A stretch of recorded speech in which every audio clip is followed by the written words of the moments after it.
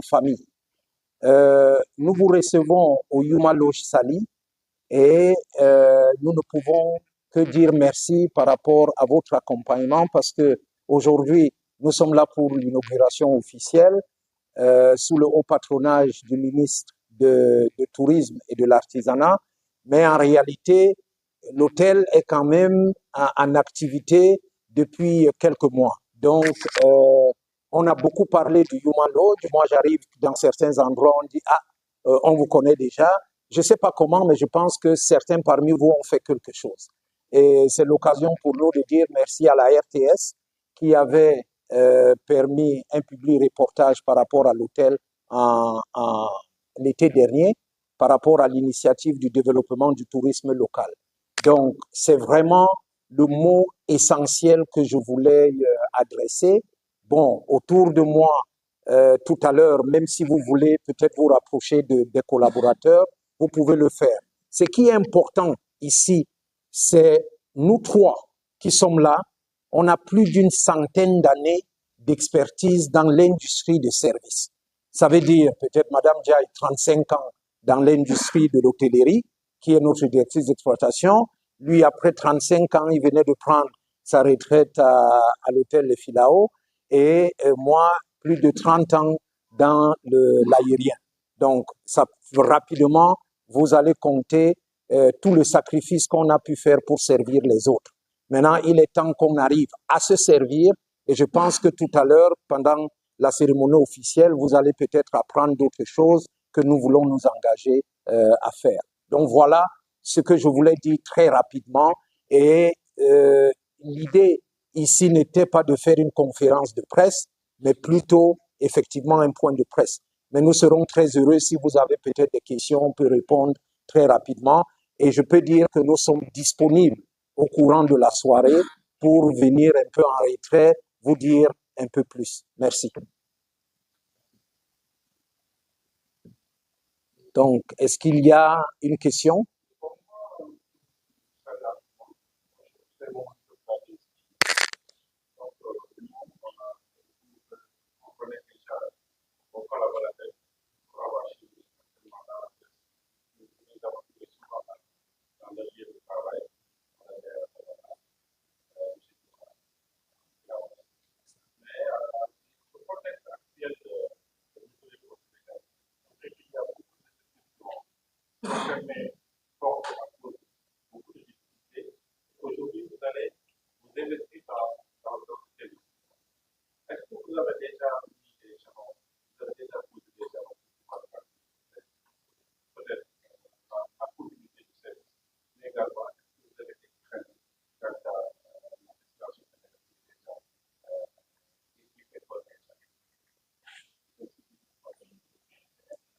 Alors, merci déjà pour votre intérêt et votre intervention.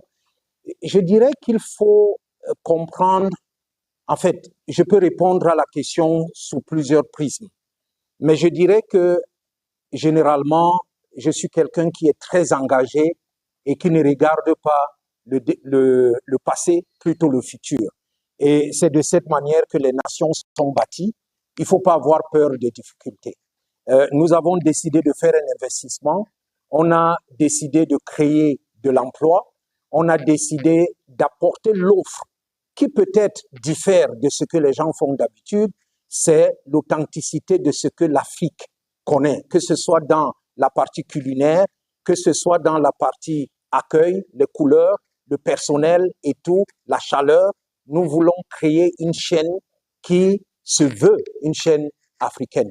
Donc, par rapport aux difficultés, je pense qu'il y a le côté micro et éventuellement le côté macro. Aujourd'hui, peut-être il y a seulement quelques mois, certains de nos frères qui travaillaient pour le USAID pensaient que leur avenir était assuré. Tout d'un coup, il s'est avéré que quelqu'un est arrivé, il a pris une décision qui va contrairement, qui va directement, je pourrais dire aux antipodes de ce que ces gens-là pouvaient penser. Donc, très sincèrement, la vie réserve des surprises. Nous avons connu il y a quelques années les méfaits de Covid. Personne n'avait imaginé que quelque chose comme ça pouvait peut-être arriver. Je peux dire, il y a la vie, c'est des cycles, Et je pense plutôt que vous, en tant que journaliste, ensemble avec le secteur privé, nous devons travailler pour mieux faire et faire la promotion de la destination Sénégal. Dieu a donné au Sénégal ce qui n'existe peut-être pas ailleurs en termes d'atouts. Dieu a donné au Sénégal le soleil. Dieu a donné au Sénégal la Teranga. Dieu a donné au Sénégal la diversité de religions et la diversité culturelle. Ça, c'est un patrimoine que nous devons faire. Et c'est l'occasion pour nous, le ministre n'est pas encore arrivé, mais on espère qu'il sera là tout à l'heure, de dire merci aux autorités qui témoignent de leur volonté d'accompagner peut-être ceux qui investissent dans le secteur du tourisme.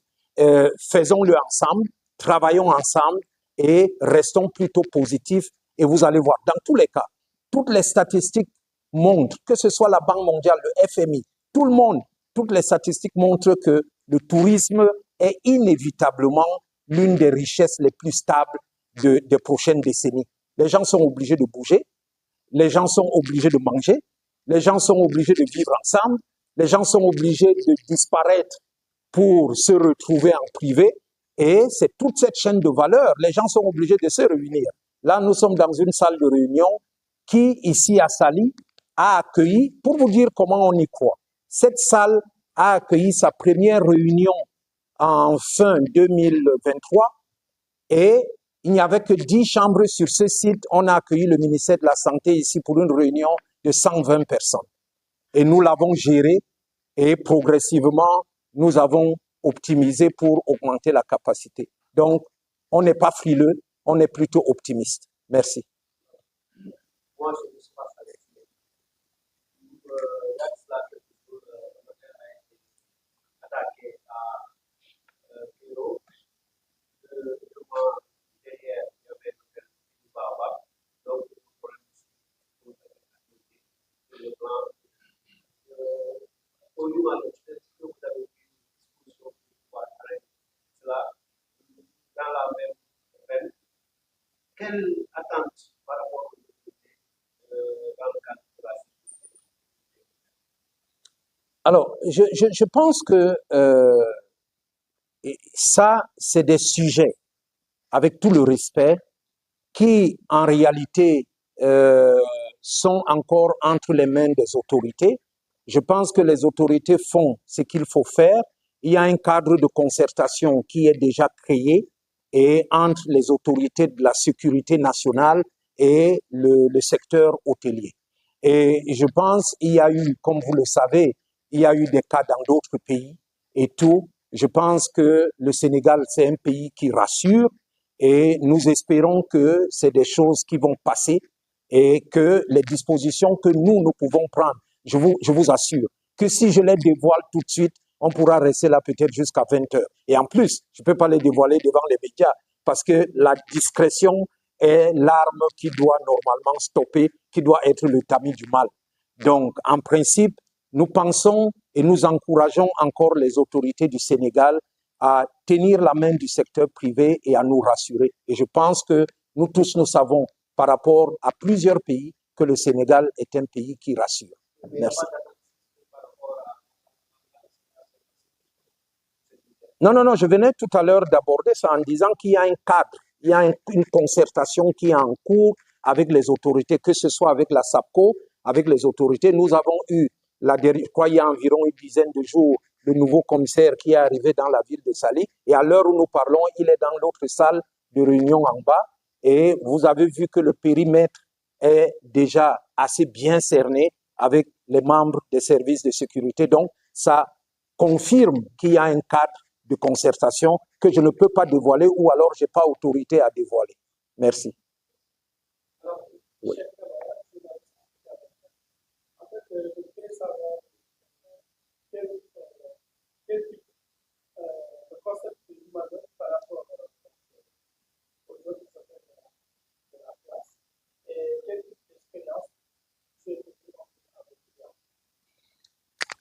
Alors, c'est une question qui est assez importante et qui va vraiment à l'essentiel de ce qui nous réunit ici ce soir.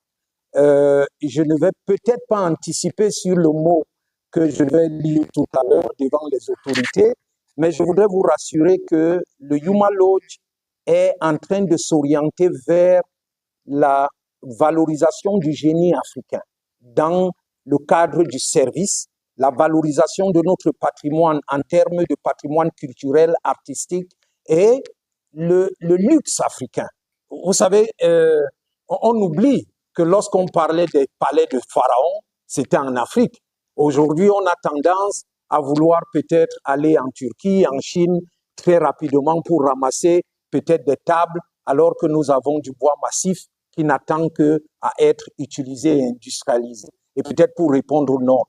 Donc aujourd'hui, et peut-être l'autre volet que j'allais oublier, c'est le Yuma Lodge ne va pas se limiter seulement aux réceptifs. Nous sommes en train de nous organiser pour faire beaucoup dans le cadre de la formation. Et ça, c'est ce qui va nous différencier. Parce que tant que vous n'avez pas la maîtrise de la ressource, vous savez très bien aujourd'hui que même avec nos enfants à la maison, on est tous distraits par les réseaux sociaux, le téléphone, Facebook, ainsi de suite. Alors que nous devons peut-être travailler, nous devons former, nous devons donner espoir à la nouvelle génération. C'est la raison pour laquelle les gens qui sont à côté de moi, lorsqu'une fille, une jeune fille, sort de l'école hôtelière et rencontre Madame Diaye, qui a fait les prouesses à Savannah, vous savez, ça signale quelque chose. Vous comprenez? Donc, naturellement, c'est la raison pour laquelle nous pensons qu'il est temps de pouvoir créer un modèle qui soit différent de ce qu'on connaît d'habitude. Merci. Je vais encore peut-être prendre une question parce que là, le protocole du délégué est en train d'appeler. Oui. Merci.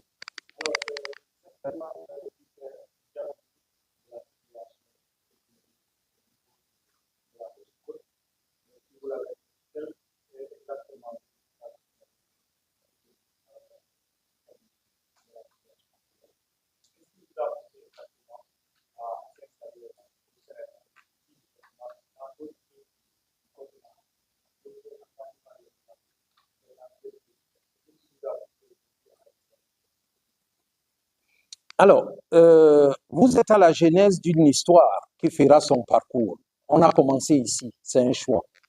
On a commencé ici parce qu'on a eu la chance de se retrouver là où Sali a commencé. Je ne sais pas si tout le monde le sait, mais la SAPCO et tout le projet de Sali a commencé sur cette bande de la côte. Donc, je pense que pour nous qui avons eu la chance d'avoir un peu d'espace à côté, on a essayé de démontrer, et ça se voit aujourd'hui en termes de mètres carrés, le savoir-faire de ce qu'on peut peut-être mettre en place. Et à partir d'ici, on ira un peu plus loin. Il y a un projet en gestation à Dakar qui va démarrer bientôt et dans toutes les autres villes africaines lorsque les moyens le permettront. Merci.